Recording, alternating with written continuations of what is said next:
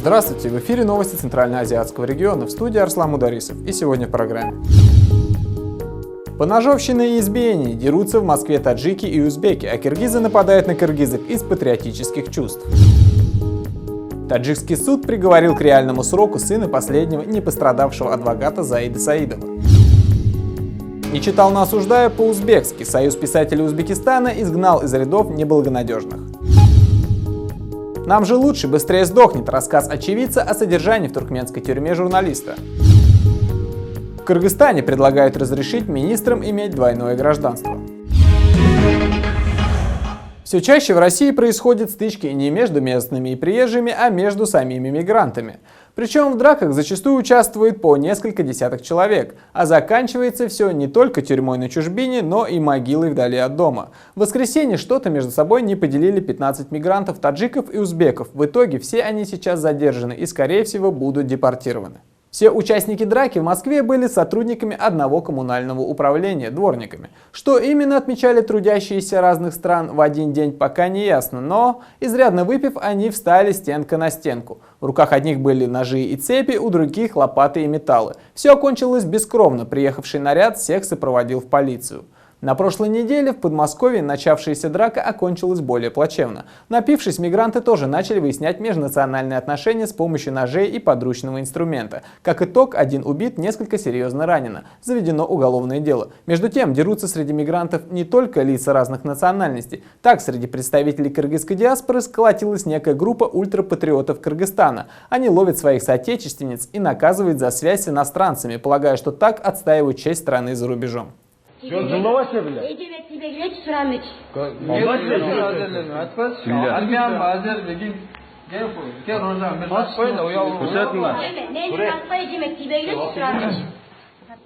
Некоторое время назад эта банда патриотов наводила настоящий ужас на Кыргызстан, к Москве. Часто появлялись съемки вразумления соотечественниц. На них несколько молодых кыргызстанцев избивают свою соотечественницу, обвиняя ее в том, что она встречается с молодыми людьми другой национальности и не признает парней из Кыргызстана.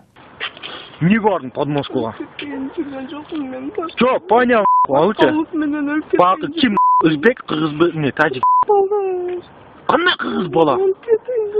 Чё, кыргыз емес, узбек.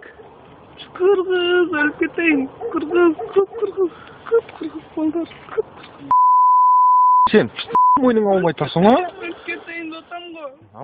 Девушек раздевают, избивают до полусмерти, некоторых затем отвозят к мулам, чтобы они рассудили, что делать со ступившими. Этим девушкам обычно везет, потому что мулы их, естественно, велят отпустить. Одно из последних таких видео появилось в августе, после чего было затишье. Банду ловят как московские силовики, так и кыргызские. Зачастую в лапы блюстителей морали попадают не только девушки кыргызские, но и парни других национальностей, таджики и узбеки, с которыми те встречаются.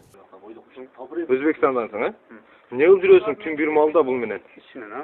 Бұл бөкен ортаңда неке барып жоқ па? Танымайсың мұны? Ерін танимын. Ерін танисың? Ерін танисың. Не жүресің түн бір малда өкен? Азыр бір елік кетішім асырды. Ha? Етамын ма? Неге бұны ертіп жүресің мұны? Мені қарасам, тар қолыңда. Не ертіп жүресің мұны түн бір малда? Жақсына арасып жүр. İşimden жүрüm әке. İşimden жүрі? İşimden жүрüm.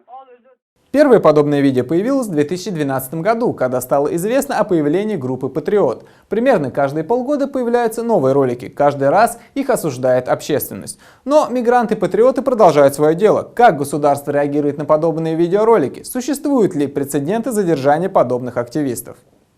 Общественные, конечно, безусловно, негативно оценивают. Это муссировало СМИ. Это несколько лет тому назад была информация. В ближайшее время я не слышал такого. Случай было с девушкой, которая, в Екатеринбурге, которую там, как вы говорили, Сапаргуль, по-моему, ее звали там. С ней работали правоохранительные органы и представители МВД наших и в Российской Федерации с ними работали. И нашли людей и наказали тех ребят, которые на самом деле причинили боль. Суд Таджикистана приговорил к реальному сроку еще одного, хотя и косвенного, участника защиты бывшего министра промышленности Заида Саидова. На этот раз 13,5 лет тюрьмы получил сын известного адвоката Исхака Табарова, который ведет дело опального олигарха. Таким образом, пострадали все три адвоката, которые брались защищать едва не создавшего альтернативную правящей партию «Новый Таджикистан». Фируза Табарова обвинили в наемничестве и в призывах к насильственному изменению конституционного строя. Сын юриста был задержан летом прошлого года, якобы за подготовку документов гражданина Таджикистана для поездки в Сирию. Однако большая часть экспертов по региону считает данное дело давлением на его отца-адвоката, который с весны 2013 года защищает интересы Заида Саидова и его родных в суде. Сын Исхака Табарова стал уже третьим пострадавшим из 7 адвокатов, которые брались за защиту Заида Саидова. Первым, кто попал под следствие, стал адвокат Шухрат Кудратов. Его обвинили в даче взятки и мошенничестве. В общей сложности юрист получил 9 лет тюрьмы, а также был лишен права заниматься адвокатской деятельностью. Позднее его срок сократили до 4 лет. Вторым под внимательным отношением к себе со стороны таджикских силовиков стал еще один адвокат Фахриддин Закиров. Его тоже взяли по статье вымогательства. Вот уже почти как 2 года он содержится в СИЗО. Причем перевели его из обычного изолятора в СИЗО Госкомитета нацбезопасности. В Таджикистане вынесенный приговор для сына Исхака Табарова называют наказанием для последнего, пока еще свободного адвоката Заида Саидова. Сам бывший бизнесмен приговорен и вовсе к 20 годам лишения свободы по целому ряду статей, начиная от мошенничества и заканчивая изнасилованием. Последний пункт особенно примечателен тем, что Саидов не имеет одной руки, и на суде жертва так и не смогла назвать, с какой же стороны у инвалида протез. Кроме того, у бывшего министра активно изымается имущество, причем не только его, но и всей его семьи. На него также наложен штраф, один из самых больших в истории юстиции Таджикистана, около 4,5 миллионов долларов. Арест Саидова связывает с попыткой создания партии «Новый Таджикистан», которая должна была стать альтернативой пропрезидентской народно-демократической партии. Кстати говоря, адвокатом Фахриддина Закирова, второго арестованного адвоката, был Бузурмех Рыёров, еще один задержанный адвокат, против которого возбудили дела сразу же после того, как он взялся защищать арестованных членов оппозиционной партии Исламского Возрождения. Наверное, это совпадение, но и его, адвоката, брата Джамшеда Йорова, тоже постоянно задерживают силовики. Сейчас с ним опять связаться невозможно. Порталу tajinfo.org удалось посредством своих источников получить сообщение Бузурмеха Рыёрова из СИЗО. Адвокат просил обратить внимание, что никогда не пойдет на суицид. Что именно его заставило выступить с таким заявлением, не ясно. Однако до этого становилось известно, что он содержится в крайне плохих условиях под непрекращающимися унижениями администрации изолятора. Адвокат заявил, цитата: «Я ни при каких обстоятельствах не собираюсь вешаться и резать себе вены. Если вдруг со мной что-то случится, то всем стоит знать, что это дело рук генпрокурора».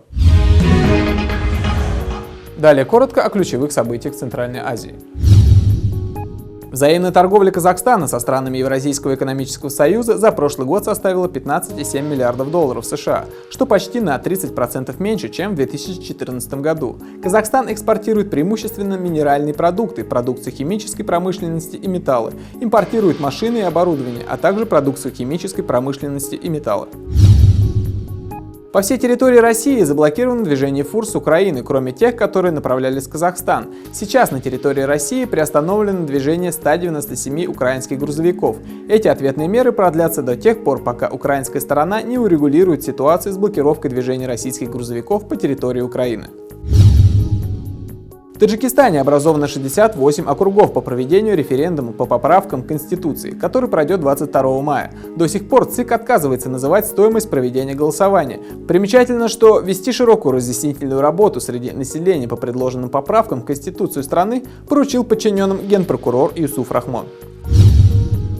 Комиссия во главе с президентом Туркменистана Гурбангулы Бердымухамедовым разработала новую конституцию, в которой президентский срок увеличивается с 5 до 7 лет и отменяется верхняя возрастная планка для кандидатов на этот пост. В 2012 году Бердымухамедов, которому сейчас 58 лет, был переизбран на второй президентский срок. Действующая конституция не налагает никаких ограничений на количество возможных сроков, но устанавливает верхний возрастной предел для кандидатов 70 лет. В Кыргызстане за прошлый год зарегистрировано 29 100 преступлений, при этом заметно сократилось количество основных видов тяжких и особо тяжких преступлений, и в первую очередь преступлений против личности. В Ашхабаде власти города начали облаву на граждан, не имеющих столичной прописки. Задержанных людей отправляют сначала в отделение полиции, а оттуда автобусами везут на вокзал, где их сажают в поезд до своей области. В российском Орле впервые судом был аннулирован сертификат мигранта на знание русского языка. Прямо в зале суда было установлено, что иностранец не владеет русским языком и не понимает вопросов судьи. Сейчас правоохранительные органы устанавливают, как при таком уровне знаний человек сумел получить сертификат, а затем и патент на работу. Суд оправдал президента Кыргызстана Алмазбека Атамбаева в деле об оскорблении чести и достоинства журналиста Дайырбека Арунбекова. Отвечая на вопрос журналиста о деле Дайырбека Арунбекова, президент ответил: «Я этого Арунбекова никогда не прощу. Ты где-то отрабатывал эти деньги, вот пусть они за тебя и заплатят». Тем самым глава государства оклеветал Исса тем, что последний отрабатывает чьи-то какие-то деньги, так как это не соответствует действительности, говорится в исковом заявлении. Кыргызстанцы в марте будут отдыхать 3 дня подряд, в мае 5, но должны будут отработать несколько суббот. Так, 5 марта будет являться рабочим днем, а следующие дни 6, 7 и 8 марта выходными. 2, 3 и 4 мая будут рабочими днями, а с 5 по 9 мая кыргызстанцы будут отдыхать. В Казахстане 5 марта также будет рабочим днем, а следующие дни 6, 7 и 8 марта выходными. Не читал, но осуждаю. Фраза, ставшая крылатой после того, как советские критики должны были осудить роман Бориса Пастернака «Доктор Живаго», но не могли при этом признаться, что читали запрещенную литературу. Примерно такая же ситуация сложилась и в Узбекистане, где из рядов Союза писателей исключили одновременно 26 прозаиков и поэтов.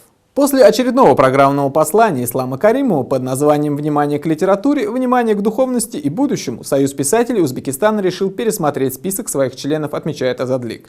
По результатам заседания экспертного совета писательского объединения из состава Союза выведены 26 прозаиков и поэтов. В основном все они уже давно покинули Узбекистан из-за своего несогласия с политикой Ислама Каримова. Как отмечено в заключении экспертного совета, отныне членами Союза писателей могут стать только самоотверженные люди, которые чувствуют свой долг и ответственность перед обществом. Сами подвергнутые остракизму авторы обиженными себя не считают. Наоборот, говорят, что это честь быть изгнанным из рядов объединения, превратившегося в орудие по распространению идеологии режима.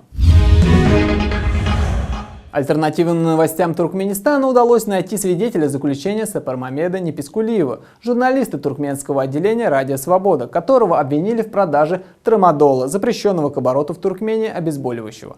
В итоге он получил 3 года тюрьмы. Его случайный сосед по камере рассказал, как обращаются с независимыми журналистами в туркменских застенках.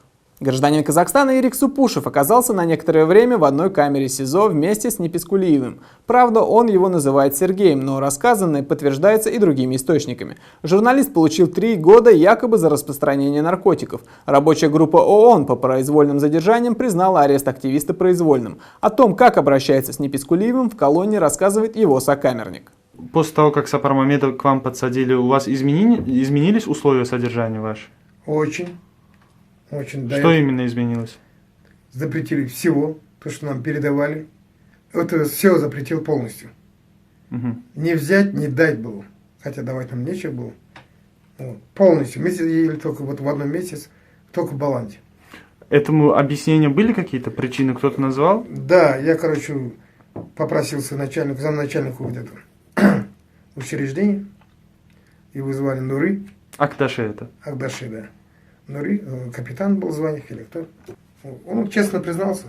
Что сказать, я ему к нему подошел, сказал, говорю, Нури, я тебе плохого чем-нибудь сделал? Вот. На то он мне ответил.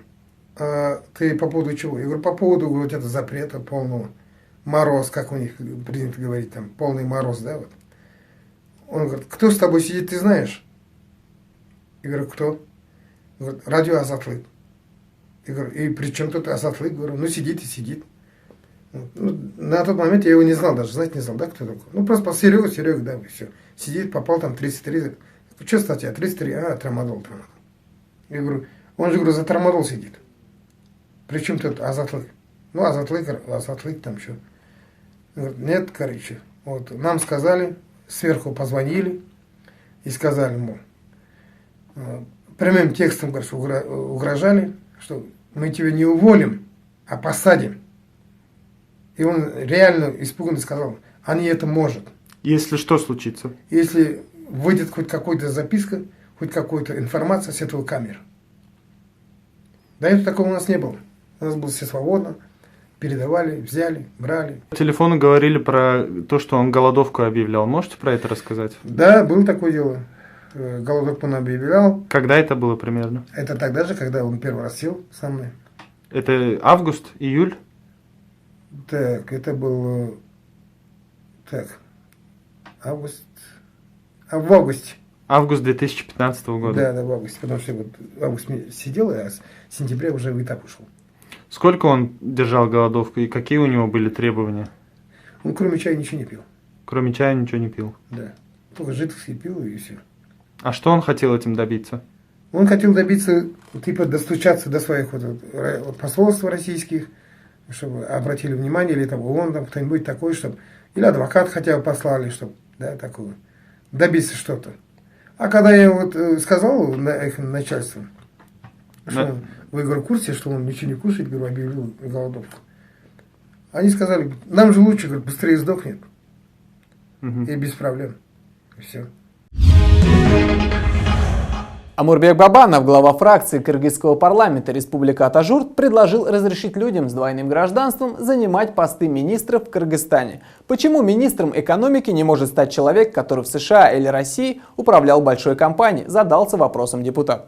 Портал спутник.кг отмечает, что сейчас в Кыргызстане лица с двойным гражданством не могут занимать посты президента, премьер-министра или стать главой правоохранительного органа. В Кыргызстане периодически возникают скандалы по поводу двойного гражданства чиновников, в том числе и самого Бабанова. В парламенте даже создавали депутатскую комиссию, чтобы выяснить, есть ли у депутата казахское гражданство. Аналогичные изыскания были вокруг экс-мэра Бишкека Кубанычбека Кулматова. Его подозревали в подданстве России. Недавно скандал возник с депутатом Жиргалбеком Саматовым. ЦИК не зарегистрировал его депутатом, потому что у него якобы имелось российское гражданство. Однако Саматов через суд доказал, что является только кыргызстанцем и все-таки получил депутатский мандат. Однако не только гражданство мешает иностранцу стать чиновником в странах Центральной Азии. Например, сейчас внезапно выяснилось, что кандидаты на пост мэра Бишкека будут сдавать экзамен на знание кыргызского языка.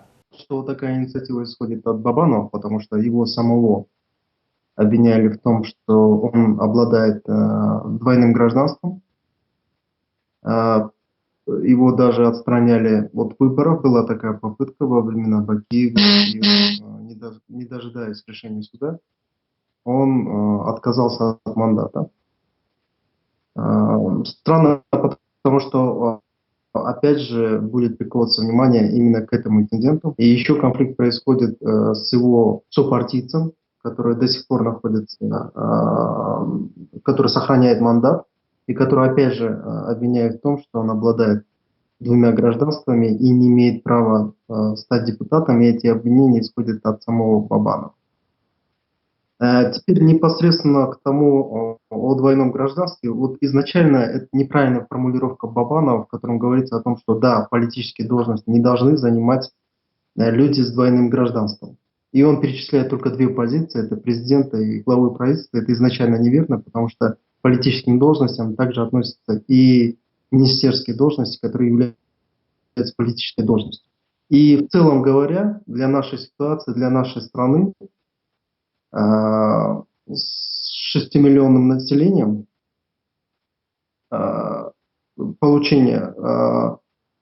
позволить людям занимать позиции, которые в то же время обладают паспортом другого государства, недопустимо, потому что у нас и так очень много внешних угроз, в том числе и касательно границ, анклавов, которые существуют в нашей стране, то есть миграции, которые есть за рубежом. И когда приводят примеры таких государств, как Украина, то сравнивать нашу страну с Украиной невозможно. Знаете, достаточно других способов привлекать экспертов из-за рубежа в качестве советников, в качестве консультантов, для того, чтобы действительно прилагать их силы для того, чтобы страна развивалась. Это были новости Центральноазиатского региона. Мы говорим то, что другие предпочитают умалчивать. До свидания.